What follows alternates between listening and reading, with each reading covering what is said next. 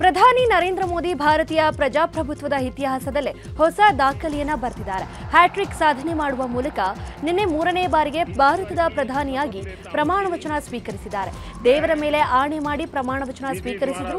ಇದೇ ವೇಳೆ ಮೋದಿ ಮೋದಿ ಅಂತ ಜೈಘೋಷಣೆ ಮೊಳಗಿತು. ಈ ಕ್ಷಣವನ್ನ ಬರೀ ಭಾರತ ಅಲ್ಲದೆ ಇಡೀ ವಿಶ್ವವೇ ಕಣ್ತುಂಬಿಕೊಳ್ತು. ಪಂಡಿತ್ ಜವಾಹರ್ಲಾಲ್ ನೆಹರು ಅವರ ನಂತರ ಸತತ 3ನೇ ಬಾರಿಗೆ ಪ್ರಧಾನಿಯಾದ ಕೀರ್ತಿಗೆ ಮೋದಿ ಪಾತ್ರರಾಗಿದ್ದಾರೆ.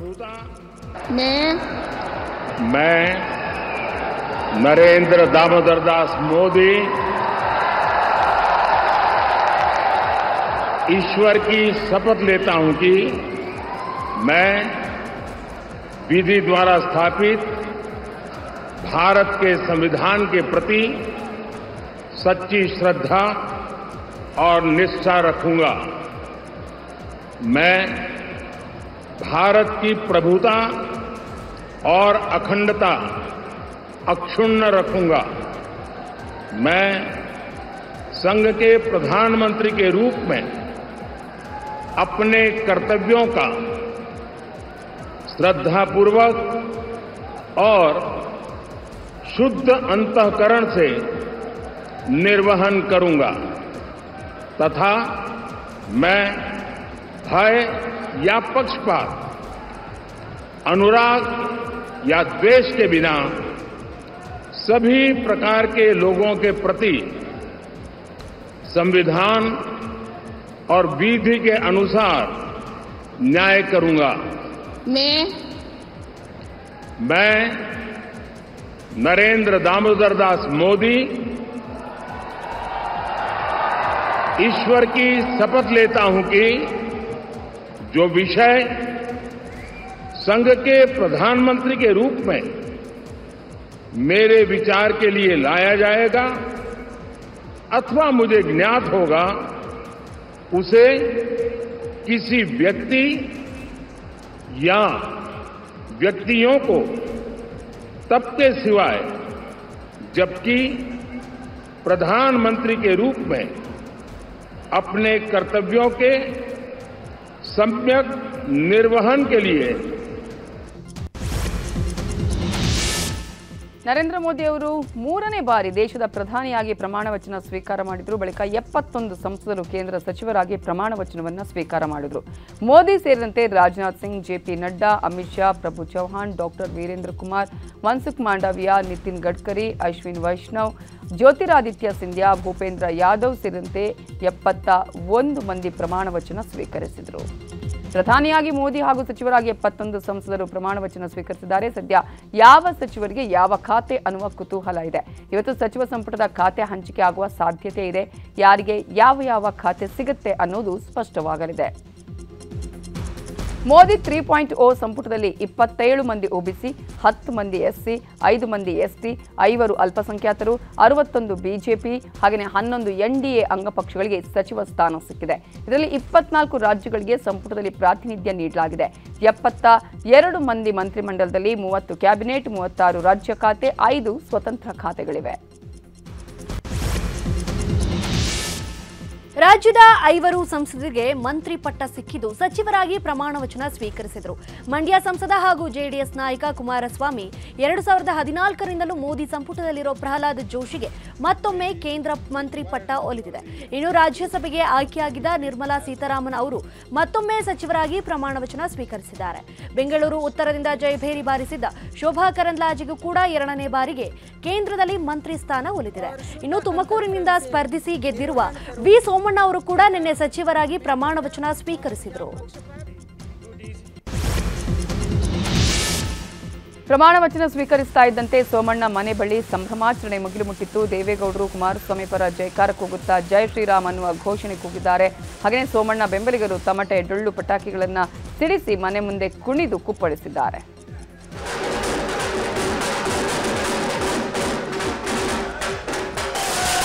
ನರೇಂದ್ರ ಮೋದಿ ಕ್ಯಾಬಿನೆಟ್ನಲ್ಲಿ ಕೆಲಸ ಮಾಡುವ ಅವಕಾಶ ಪಡೆದ ಸೋಮಣ್ಣ ಅವರಿಗೆ ಅರುಣ್ ಸೋಮಣ್ಣ ಶುಭ ಕೋರಿ ಮಾತನಾಡಿದ್ದಾರೆ.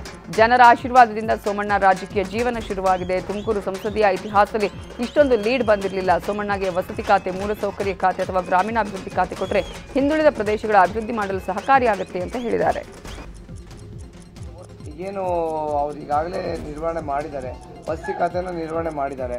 ಸೊ ವಸತಿ ಖಾತೆ ಹಾಗೂ ಇನ್ಫ್ರಾಸ್ಟ್ರಕ್ಚರ್ ಡೆವಲಪ್ಮೆಂಟ್ ಈ ರೀತಿಯಾದಂಥ ಖಾತೆಯನ್ನು ಕೊಟ್ಟರೆ ಏನು ಈ ಭಾಗದಲ್ಲಿ ಕುಂಠಿತವಾದಂಥ ಪ್ರದೇಶ ನಮ್ಮ ಕಲ್ಯಾಣ ಕರ್ನಾಟಕ ಭಾಗ ಇರ್ಬೋದು, ಅವರು ಹೋರಾಡ್ತಾರೆ ಅನ್ನೋ ಒಂದು ನನ್ನ ಒಂದು ಇದಿದೆ. ಹಾಗೂ ಗ್ರಾಮೀಣ ಅಭಿವೃದ್ಧಿ ಖಾತೆ ಕೂಡ ಬಹಳ ಅಚ್ಚುಕಟ್ಟಾದ ಖಾತೆ ಅದನ್ನು ಕೂಡ ನಿನ್ನೆಯಷ್ಟೇ ನೂತನ ಪ್ರಧಾನಿಯಾಗಿ ಪ್ರಮಾಣ ವಚನ ಸ್ವೀಕರಿಸಿದ ಪ್ರಧಾನಿ ಮೋದಿ ನೇತೃತ್ವದಲ್ಲಿ ಇಂದು ಕೇಂದ್ರ ಸಚಿವ ಸಂಪುಟ ಮೊದಲ ಸಭೆ ನಡೆಯಲಿದೆ.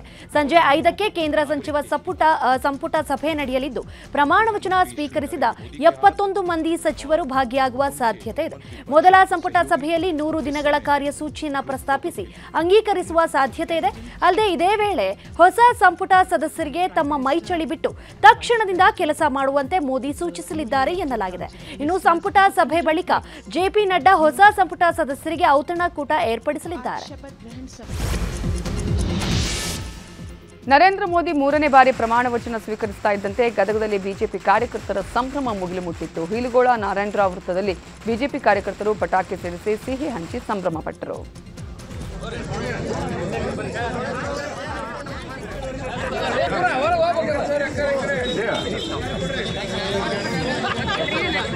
ಚಾಮರಾಜನಗರ ಜಿಲ್ಲೆಯ ಹಲವು ಕಡೆ ಬಿಜೆಪಿ ಕಾರ್ಯಕರ್ತರು ಸಿಹಿ ಹಂಚಿ ಪಟಾಕಿ ಸಿಡಿಸಿ ಸಂಭ್ರಮಾಚರಣೆ ಮಾಡಿದ್ದಾರೆ. ಮೋದಿ ಹಾಗೂ ಬಿಜೆಪಿ ಪರ ಕಾರ್ಯಕರ್ತರು ಜೈಕಾರ ಕೂಗಿದ್ದಾರೆ.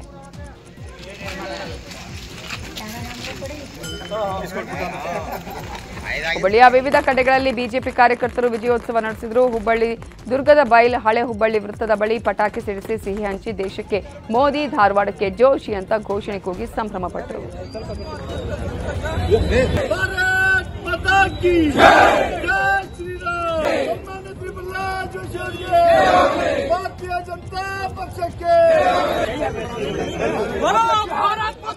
ಹಾಗೆ ಯಾದಗಿರಿಯ ಶಹಾಪುರದಲ್ಲಿ ಬಿಜೆಪಿ ಕಾರ್ಯಕರ್ತರು ಸಂಭ್ರಮಾಚರಣೆ ನಡೆಸಿದ್ರು. ಆಂಜನೇಯ ದೇವಸ್ಥಾನದಿಂದ ಬಸವೇಶ್ವರ ಸರ್ಕಲ್ ವರೆಗೂ ಮೆರವಣಿಗೆ ನಡೆಸಿ ಪಟಾಕಿ ಸಿಡಿಸಿ ಸಿಹಿ ಹಂಚಿ ಸಂಭ್ರಮ ಪಟ್ಟರು. ಇನ್ನು ಮಂಡ್ಯ, ಚಿಕ್ಕೋಡಿ, ಚಿತ್ರದುರ್ಗ, ತುಮಕೂರು ಸೇರಿದಂತೆ ರಾಜ್ಯದ ಎಲ್ಲಾ ಕಡೆ ಬಿಜೆಪಿ ಕಾರ್ಯಕರ್ತರು ನಿನ್ನೆ ಪಟಾಕಿ ಸಿಡಿಸಿ ಸಂಭ್ರಮ ಪಟ್ಟಿದ್ದಾರೆ. 3ನೇ ಬಾರಿಗೆ ಪ್ರಧಾನಿಯಾಗಿ ನರೇಂದ್ರ ಮೋದಿ ಪ್ರಮಾಣ ವಚನ ಸ್ವೀಕರಿಸುವ ಹಿನ್ನೆಲೆಯಲ್ಲಿ ಪೆನ್ಸಿಲ್ನಲ್ಲಿ ಕಲಾವಿದನೊಬ್ಬ ಪ್ರಧಾನಿ ನರೇಂದ್ರ ಮೋದಿ ಅವರ ಕಲಾಕೃತಿಯನ್ನು ಬಿಡಿಸಿದ್ದಾರೆ. ಪೆನ್ಸಿಲ್ ಮೊನೆಯಲ್ಲಿ ನರೇಂದ್ರ ಮೋದಿಯವರ ಕಲಾಕೃತಿ ಮೂಡಿಬಂದಿದ್ದು, ಕಲಾವಿದ ಸಚಿನ್ ಸಂಘೆ ಎನ್ನುವವರು ಕಲಾಕೃತಿಯನ್ನು ಬಿಡಿಸಿದ್ದಾರೆ. 3ನೇ ಬಾರಿ ಪ್ರಧಾನಿಯಾಗಿ ನರೇಂದ್ರ ಮೋದಿ ಅವರು ಅಧಿಕಾರ ಸ್ವೀಕರಿಸಿದ ಹಿನ್ನೆಲೆ ಮಂತ್ರಾಲಯದ ಶ್ರೀಗಳು ಅಭಿನಂದನೆ ಸಲ್ಲಿಸಿದ್ದಾರೆ. ಭಾರತದ ಇತಿಹಾಸದಲ್ಲಿ ಅತ್ಯಂತ ಪ್ರಮುಖವಾದ ದಿನ. ಸಮರ್ಥ ನಾಯಕರು ಮತ್ತು ಹಿಂದೂ ಧರ್ಮದ ರಕ್ಷಕರು ಮತ್ತೆ ಪದಗ್ರಹಣ ಮಾಡಿದ್ದಾರೆ. ನರೇಂದ್ರ ಮೋದಿ ಮತ್ತು ಅವರ ಮಂತ್ರಿಮಂಡಲಕ್ಕೆ ಭಗವಂತ ಶಕ್ತಿ ನೀಡಲಿ ಅಂತ ಮಂತ್ರಾಲಯ ಪೀಠಾಧಿಪತಿ ಡಾಕ್ಟರ್ ಸುಬುಧೇಂದ್ರ ಶ್ರೀಗಳು ಅಭಿನಂದನೆ ಸಲ್ಲಿಸಿದ್ದಾರೆ.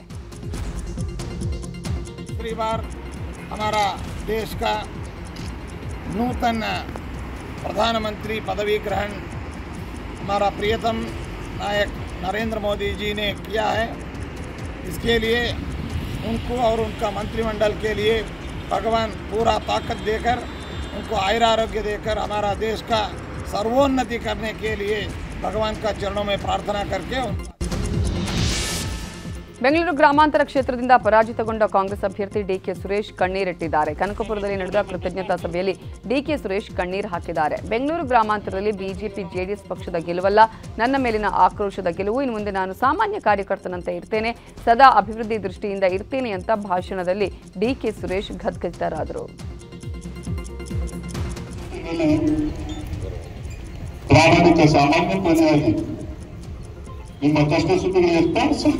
ಒಬ್ಬ ಕಾಂಗ್ರೆಸ್ ಕಾರ್ಯಕರ್ತಾಗಿ ಕನಕಪುರದ ಅಭಿವೃದ್ಧಿಗೆ ಹಗಲು ರಾತ್ರಿ ಡಿಕೆ ಶಿವಕುಮಾರ್ ಅವರ ನೇತೃತ್ವದಲ್ಲಿ ತಮ್ಮೆಲ್ಲರ ಮಾರ್ಗದರ್ಶನದಲ್ಲಿ ನಾನು ಕೆಲಸ ಮಾಡ್ತೇನೆ. ತಾವೆಲ್ಲರೂ ಕೂಡ ಧೈರ್ಯವಾಗಿರಿ. ಇದು ಕೇವಲ ಆಕಸ್ಮಿಕ ಒಂದು ದುರ್ಘಟನೆ, ಇದನ್ನ ಯಾರು ಕೂಡ ಪರ್ಮನೆಂಟ್ ಅಂತ ತಿಳ್ಕೊಂಡು, ಇದು ಜನತಾದಳದ ಗೆಲುವಲ್ಲ ಮತ್ತು ಭಾರತೀಯ ಜನತಾ ಪಕ್ಷದ ಗೆಲುವಲ್ಲ, ಇದು ನನ್ನ ಮೇಲಿನ ಆಕ್ರೋಶದ ಗೆಲುವು. ಹಾಗಾಗಿ ಈ ಹೊಳೆಯನ್ನ ನಾನು ಸ್ವೀಕಾರ ಮಾಡ್ತಾ ಇದ್ದೇನೆ. ತಾವೆಲ್ಲರೂ ಕೂಡ ನೆಮ್ಮದಿಯಿಂದ ದಿನಗಳಲ್ಲಿ ಪಕ್ಷ ಸಂಘಟನೆಯಲ್ಲಿ ಜನಸಾಮಾನ್ಯರಿಗೆ ಬೇಕಾದಂತಹ ಕೆಲಸ ಕಾರ್ಯಗಳನ್ನ ಪ್ರಾಮಾಣಿಕವಾಗಿ ಮಾಡೋದ್ರ ಮುಖಾಂತರ ಈ ಕ್ಷೇತ್ರದ ತಾಲೂಕಿನ ಬಡವರ ರೈತರ ಕಲ್ಯಾಣವನ್ನ ಕ್ಷೇತ್ರದ ಅಭಿವೃದ್ಧಿ ವಿಚಾರದಲ್ಲಿ ಅತ್ಯಾಚಾರ ಪ್ರಕರಣದಲ್ಲಿ ಎಸ್ಐಟಿ ವಶದಲ್ಲಿರುವ ಪ್ರಜ್ವಲ್ ರೇವಣ್ಣ ಕಸ್ಟಡಿ ಇಂದು ಅಂತ್ಯವಾಗಲಿದೆ. ಇಂದು ಪ್ರಜ್ವಲ್ ರೇವಣ್ಣರನ್ನ ಕೋರ್ಟ್ಗೆ ಹಾಜರುಪಡಿಸಿ ಮತ್ತೆ ಎಸ್ಐಟಿ ವಶಕ್ಕೆ ಪಡೆಯಲು ಮುಂದಾಗಿದೆ. ಪ್ರಜ್ವಲ್ ವಿರುದ್ಧದ ಇನ್ನೂ 2 ಅತ್ಯಾಚಾರ ಪ್ರಕರಣಗಳ ತನಿಖೆ ಬಾಕಿ ಇದ್ದು ವಿಚಾರಣೆಗಾಗಿ ವಶಕ್ಕೆ ಪಡೆಯುವ ಸಾಧ್ಯತೆ ಇದೆ. ಸದ್ಯ ಹೊಳೆನರಸೀಪುರ ಟೌನ್ ಠಾಣೆಯ ಲೈಂಗಿಕ ದೌರ್ಜನ್ಯ ಪ್ರಕರಣ ಸಂಬಂಧ ತನಿಖೆ ನಡೆಯುತ್ತಿದೆ. ಈ ಪ್ರಕರಣದಲ್ಲಿ ಪ್ರಜ್ವಲ್ ತನಿಖೆಗೆ ಸಹಕರಿಸುತ್ತಿಲ್ವಂತೆ, ಮೊಬೈಲ್ ಬಗ್ಗೆಯೂ ಪ್ರಜ್ವಲ್ ಬಾಯ್ ಬಿಡ್ತಿಲ್ವಂತೆ. ಜೂನ್ ಮೊದಲ ವಾರದಲ್ಲಿಯೇ ರಾಜ್ಯಕ್ಕೆ ಮುಂಗಾರು ಮಳೆ ಎಂಟ್ರಿ ಕೊಟ್ಟು ಅಬ್ಬರಿಸುತ್ತಿದೆ. ಮುಂಗಾರು ಮಳೆಯಿಂದಾಗಿ ಸಾಲು ಸಾಲು ಅವಾಂತರಗಳೇ ನಡೀತಾ ಇದೆ. ಇನ್ನು ಜೂನ್ 11ರವರೆಗೂ ಭಾರಿ ಮಳೆಯಾಗಲಿದೆ ಅಂತ ಹವಾಮಾನ ಇಲಾಖೆ ಸೂಚನೆ ಕೊಟ್ಟು ರಾಜ್ಯದ 8 ಜಿಲ್ಲೆಗಳಿಗೆ 3 ದಿನಗಳ ಕಾಲ ರೆಡ್ ಅಲರ್ಟ್ ಘೋಷಣೆ ಮಾಡಲಾಗಿದೆ. ಉಡುಪಿ, ಉತ್ತರ ಕನ್ನಡ, ಕೊಪ್ಪಳ, ಬೆಳಗಾವಿ, ಧಾರವಾಡ, ಗದಗ ಜಿಲ್ಲೆಗಳಿಗೆ ರೆಡ್ ಅಲರ್ಟ್ ಘೋಷಣೆ ಮಾಡಲಾಗಿದ್ದು ಅಗತ್ಯ ಮುನ್ನೆಚ್ಚರಿಕಾ ಕ್ರಮ ಕೈಗೊಳ್ಳುವಂತೆ ಹವಾಮಾನ ಇಲಾಖೆ ಮುನ್ಸೂಚನೆ ಕೊಟ್ಟಿದೆ. ಪುತ್ತೂರಿನ ಸುತ್ತಮುತ್ತ ಧಾರಾಕಾರ ಮಳೆಯಾಗಿದ್ದು ಬೃಹತ್ ಮರ ಧರೆಗುರುಳಿದೆ. ಪುತ್ತೂರಿನ ಬಪ್ಪಳಿಗೆಯಲ್ಲಿ ಮೇ ಫ್ಲವರ್ ಮರ ರಸ್ತೆಗೆ ಬಿದ್ದಿದ್ದು ವಿಟ್ಲ ಬೆಲ್ನಾಡ್ ಆಗಿ ಪುತ್ತೂರಿಗೆ ಸಂಪರ್ಕಿಸುವ ರಸ್ತೆ ಸಂಪೂರ್ಣ ಬಂದ್ ಆಗಿತ್ತು. ಆದರೆ ಎದುರಲ್ಲಿದ್ದ ಮನೆಯೊಂದಕ್ಕೆ ಮರ ಬಿದ್ದು ಕಾಂಪೌಂಡ್ಗೆ ಹಾನಿಯಾಗಿದೆ. ಇನ್ನು ಉತ್ತರ ಕನ್ನಡ ಜಿಲ್ಲೆಯ ದಾಂಡೇಲಿ ನಗರದ ಕೆಸಿ ವೃತ್ತದಲ್ಲಿ ಭಾರೀ ಗಾಳಿ ಮಳೆಗೆ ಕಾರಿನ ಮೇಲೆ ಮರ ಬಿದ್ದ ಪರಿಣಾಮ ಕಾರು ಜಖಮಾಗಿದೆ. ಕಾರು ಮಾಲೀಕರು ಪ್ರಾಣಹಾನಿಯಿಂದ ಬಚಾವಾಗಿದ್ದಾರೆ. ಬೆಂಗಳೂರಲ್ಲಿ ಸುರಿದ ಭಾರಿ ಮಳೆಗೆ ಹಲವಾರು ಕಡೆ ರಸ್ತೆಗಳಲ್ಲಿ ನೀರು ನಿಂತು ಕೆರೆಯಂತಾಗಿತ್ತು. ಇನ್ನು ಜೋರು ಮಳೆಗೆ ಅಂಡರ್ ಪಾಸ್ಗಳು ಜಲಾವೃತಗೊಂಡಿದ್ದು ಕೆಆರ್ ಸರ್ಕಲ್ ಅಂಡರ್ ಪಾಸ್ ಅನ್ನು ಕ್ಲೋಸ್ ಮಾಡಲಾಗಿದೆ. ವರುಣನ ಅಬ್ಬರ ಜೋರಾಗಿರುವುದರಿಂದ ಅಂಡರ್ ಪಾಸ್ಗಳಲ್ಲಿ ಓಡಾಡುವಾಗ ಎಚ್ಚರ ಅನ್ನುವ ಪೋಸ್ಟರ್ ಅನ್ನು ಅಳವಡಿಸಲಾಗಿದೆ. ಹಾಗೆ ನಿನ್ನೆ ಸುರಿದ ಮಳೆಗೆ ನಗರದ ಬನ್ನೇರುಗಟ್ಟೆ ರಸ್ತೆ ಕೂಡ ಸಂಪೂರ್ಣವಾಗಿ ಜಲಾವೃತಗೊಂಡಿದೆ. ಮಳೆ ನೀರು ಹರಿಯೋದಕ್ಕೆ ಸರಿಯಾದ ವ್ಯವಸ್ಥೆ ಇಲ್ಲದೆ ಅಲ್ಲಿ ರಸ್ತೆಯಲ್ಲೇ ನೀರು ನಿಂತಿದ್ರಿಂದ ವಾಹನ ಸವಾರರು ಪರದಾಡಿದ್ರು. ಹಾಗೆಯೇ ಇದನ್ನು ನೋಡಿದ ಪೊಲೀಸರು ಮೋರಿಗೆ ಕೈ ಹಾಕಿ ಕಸ ತೆರವು ಕಾರ್ಯವನ್ನು ಮಾಡಿದ್ದಾರೆ.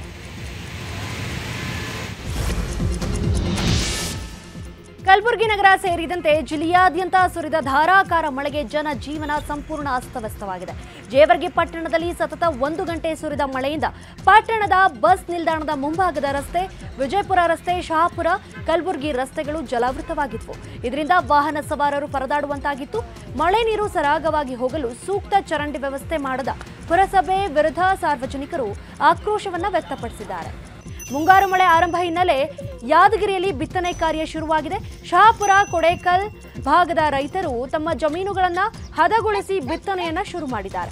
ಈಗಾಗಲೇ ಬಿತ್ತನೆ ಬೀಜಗಳನ್ನು ಖರೀದಿಸಿರುವ ರೈತರು ತಮ್ಮ ಜಮೀನುಗಳಲ್ಲಿ ಬಿತ್ತನೆಯನ್ನ ಶುರು ಮಾಡಿದ್ದಾರೆ. ಒಡಿಶಾ ಸಿಎಂ ನವೀನ್ ಪಟ್ನಾಯಕ್ ಅವರ ಉತ್ತರಾಧಿಕಾರಿ ಅಂತಾನೆ ಬಿಂಬಿತವಾಗಿದ್ದ ವಿಕೆ ಪಾಂಡ್ಯನ್ ಸಕ್ರಿಯ ರಾಜಕಾರಣಕ್ಕೆ ದಿಢೀರ್ ನಿವೃತ್ತಿ ಘೋಷಿಸಿದ್ದಾರೆ. ನವೀನ್ ಪಟ್ನಾಯಕ್ ಸರ್ಕಾರದಲ್ಲಿ 5T ಪ್ರಾಜೆಕ್ಟ್ ಮುಖ್ಯಸ್ಥರಾಗಿದ್ದ ಪಾಂಡ್ಯನ್ ವಿಡಿಯೋವೊಂದನ್ನು ಬಿಡುಗಡೆ ಮಾಡಿದ್ದು ಬಿಜೆಡಿ ಕುಟುಂಬಕ್ಕೆ ಕ್ಷಮೆ ಯಾಚಿಸಿದ್ದಾರೆ. ವಿಧಾನಸಭಾ ಚುನಾವಣೆಯಲ್ಲಿ ನಿರೀಕ್ಷಿತ ಫಲಿತಾಂಶ ಬಾರದ ಕಾರಣ ಪಕ್ಷದ ಸೋಲಿಗೆ ಹೊಣೆ ಹೊತ್ತು ಕಾರ್ಯಕರ್ತರಿಗೂ ಕ್ಷಮೆ ಯಾಚಿಸಿದ್ದಾರೆ. ಮೈಸೂರಿನಿಂದ ಬೆಂಗಳೂರಿನಿಗೆ ತಡೆರಹಿತ ಬಸ್ ಟಿಕೆಟ್ ಖರೀದಿ ಮಾಡೋದಕ್ಕೆ ಪ್ರಯಾಣಿಕರು ಪರದಾಟ ನಡೆಸಿದ್ದಾರೆ.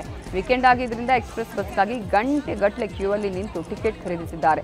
ಮಾಮೂಲಿ ದಿನಗಳಲ್ಲೇ ಕ್ಯೂ ಇರುತ್ತೆ, ಆದರೆ ನಿನ್ನೆ ಭಾನುವಾರ ಕೂಡ ಆಗಿರೋದ್ರಿಂದ ಪ್ರಯಾಣಿಕರ ಸಂಖ್ಯೆಯಲ್ಲಿ ಮತ್ತಷ್ಟು ಹೆಚ್ಚಾಗಿತ್ತು. ಆದರೆ ಟಿಕೆಟ್ ಕೌಂಟರಲ್ಲಿ ಇದ್ದಿದ್ದು ಒಬ್ಬರೇ ಸಿಬ್ಬಂದಿ. ಹೀಗಾಗಿ ಪ್ರಯಾಣಿಕರು ಟಿಕೆಟ್ಗಾಗಿ ಕಾದು ಸುಸ್ತಾಗಿದ್ರು. 2024ರ ಫ್ರೆಂಚ್ ಓಪನ್ ಟೆನಿಸ್ ಗ್ರ್ಯಾಂಡ್ ಸ್ಲಾಮ್ನಲ್ಲಿ 21 ವರ್ಷದ ಕಾರ್ಲೋಸ್ ಅಲ್ಗರಾಜ್ ಚಾಂಪಿಯನ್ ಆಗಿ ಹೊರಹೊಮ್ಮಿದ್ದಾರೆ. ಜರ್ಮನಿಯ ಅಲೆಕ್ಸಾಂಡರ್ ಜ್ವೆರೇವ್ ಎದುರು ಭರ್ಜರಿ ಪೈಪೋಟಿ ಕೊಟ್ಟ ಅಲ್ಗರಾಜ್ ಕೊನೆಗೂ ಫ್ರೆಂಚ್ ಓಪನ್ನಲ್ಲಿ ಗ್ರ್ಯಾಂಡ್ ಸ್ಲಾಮ್ಗೆ ಮುತ್ತಿಕ್ಕುವಲ್ಲಿ ಯಶಸ್ವಿಯಾಗಿದ್ದಾರೆ. ಸ್ಪೇನ್ನ ಯುವ ಪ್ರತಿಭೆ ಕಾರ್ಲೋಸ್ ಅಲ್ಕರಾಜ್ 2022ರಲ್ಲಿ US ಓಪನ್, 2023ರಲ್ಲಿ ವಿಂಬಲ್ಡನ್ ಚಾಂಪಿಯನ್ ಆಗಿದ್ರು. ಈಗ ಕಾರ್ಲೋಸ್ ಅಲ್ಕರಾಜ್ ಸಾಧನೆಯ ಕಿರೀಟಕ್ಕೆ ಫ್ರೆಂಚ್ ಓಪನ್ ಗ್ರ್ಯಾಂಡ್ ಸ್ಲಾಮ್ ಗರಿ ಸೇರ್ಪಡೆಯಾಗಿದೆ. ವಿಶ್ವಕಪ್ ಅಲ್ಲಿ ಪಾಕಿಸ್ತಾನ ವಿರುದ್ಧ ಭಾರತ ಮತ್ತೊಮ್ಮೆ ಭರ್ಜರಿ ಗೆಲುವು ದಾಖಲಿಸಿದೆ. ನಿನ್ನೆ ಅಮೆರಿಕಾದಲ್ಲಿ ನಡೆದ ಹೈ ವೋಲ್ಟೇಜ್ ಮ್ಯಾಚ್ ಅಲ್ಲಿ ರೋಹಿತ್ ಪಡೆ 6 ರನ್ಗಳ ರೋಚಕ ಜಯ ಗಳಿಸಿದೆ. ಟಾಸ್ ಸೋತು ಮೊದಲು ಬ್ಯಾಟಿಂಗ್ ಮಾಡಿದ ಟೀಂ ಇಂಡಿಯಾ 19 ಓವರ್ಗಳಲ್ಲಿ ತನ್ನ ಎಲ್ಲ ವಿಕೆಟ್ ಕಳ್ಕೊಂಡು ಕೇವಲ 119 ರನ್ ಗಳಿಸುವುದಕ್ಕಷ್ಟೇ ಸಾಧ್ಯ ಆಯಿತು. ಈ ಅಲ್ಪ ಗುರಿ ಬೆನ್ನಟ್ಟಿದ ಪಾಕಿಸ್ತಾನ ತಂಡ ಸುಲಭ ಜಯ ಸಾಧಿಸುವ ಸುಳಿವೂ ಕೊಟ್ಟಿತ್ತು. ಪಾಕ್ ಪರ ಆರಂಭಿಕ ಆಟಗಾರರು ಉತ್ತಮ ಪ್ರದರ್ಶನ ಕೊಟ್ಟರು. ಆದರೆ 10 ಓವರ್ಗಳ ನಂತರ ಶುರುವಾಗಿದ್ದು ಬೌಲರ್ಗಳ ಪ್ರದರ್ಶನ. ಅತ್ಯುತ್ತಮ ಪ್ರದರ್ಶನ ಕೊಟ್ಟರು. ಬೂಮ್ರಾ ಮಾರಕ ದಾಳಿಗೆ ಪಾಕ್ ಪತರಗುಟ್ಟಿ ಹೋಯಿತು. 7 ವಿಕೆಟ್ ಕಳೆದುಕೊಂಡ ಪಾಕಿಸ್ತಾನ 6 ರನ್ಗಳಿಂದ ಸೋಲು ಅನುಭವಿಸಿತು. ಈ ಮೂಲಕ ವಿಶ್ವಕಪ್ ಟೂರ್ನಿಯಲ್ಲಿ 2 ಪಂದ್ಯ ಪಾಕ್ ಸೋತಂತಾಗಿದೆ. T20 ವಿಶ್ವಕಪ್ ಟೂರ್ನಿಯಲ್ಲಿ ಇವತ್ತು ದಕ್ಷಿಣ ಆಫ್ರಿಕಾ ಹಾಗೂ ಬಾಂಗ್ಲಾದೇಶ ನಡುವೆ ಜಿದ್ದಾಜಿದ್ದಿನ ಪಂದ್ಯ ನಡೆಯಲಿದೆ. ಎರಡೂ ಪಂದ್ಯಗಳನ್ನು ಆಡಿರುವ ದಕ್ಷಿಣ ಆಫ್ರಿಕಾ 2 ಪಂದ್ಯಗಳನ್ನು ಗೆದ್ದು ಬೀಗಿದೆ. ಅತ್ತ ಬಾಂಗ್ಲಾದೇಶ 2 ಪಂದ್ಯಗಳಲ್ಲಿ 1 ಪಂದ್ಯವನ್ನು ಮಾತ್ರ ಗೆದ್ದು ಅಂಕಪಟ್ಟಿಯಲ್ಲಿ 2ನೇ ಸ್ಥಾನದಲ್ಲಿದೆ. ಹೀಗಾಗಿ ಬಾಂಗ್ಲಾಗೆ ಇಂದಿನ ಪಂದ್ಯ ತುಂಬಾನೇ ಮಹತ್ವದಾಗಿದೆ.